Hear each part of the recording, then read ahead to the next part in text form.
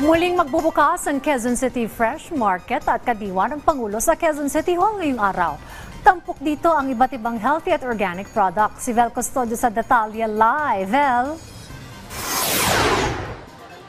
Rise and Shine para maghandog ng abot kaya at masusustansyang pagkain para sa masa dito sa pathwalk ng Quezon City Hall.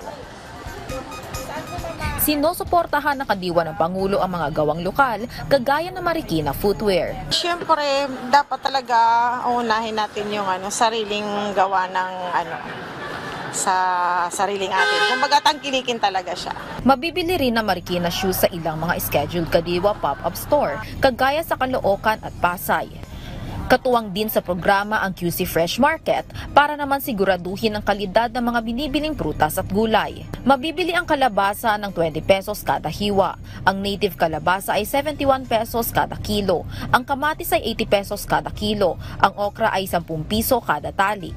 Ang kangkong ay 20 pesos kada tali. Ang saluyot ay 10 pesos kada tali. Ang sitaw ay 20 pesos kada tali. Ang patola ay 80 pesos kada kilo. Ang sigarilyas ay 20 pesos kada tali. Ang upo ay 50 pesos kada piraso. Ang bell pepper ay 200 pesos kada kilo. Ang bawang ay 150 pesos kada kilo. At ang sibuyas ay 130 pesos kada kilo.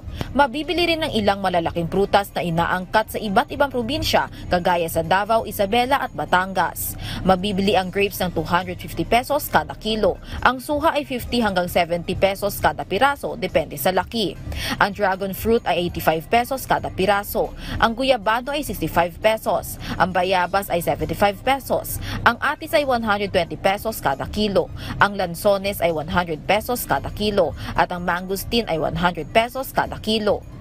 Malaking tulong din ang programa sa mga nagtitinda, kagaya ni Aling Mayla. Simula po nung nag-pandemic po, ito po talaga yung namin nakuha ko isang sa Fresh Market, yung Interbarangay, doon po kami nagtitinda. Kaya nakakaano din talaga, ma'am, kasi ito lang po yung hanap buhay ko, dahil single parent po ako .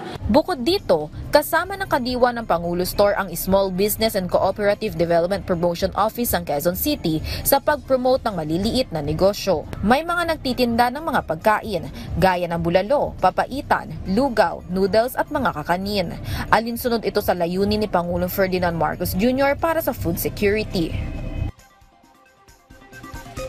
Maaaring bisitahin ng kadiwa ng Pangulo at ang QC Fresh Market dito sa Quezon City Hall hanggang Biyernes simula 7 a.m. hanggang 6 p.m. Balik sa iyo, Dayan. Maraming salamat, Vel Custodio.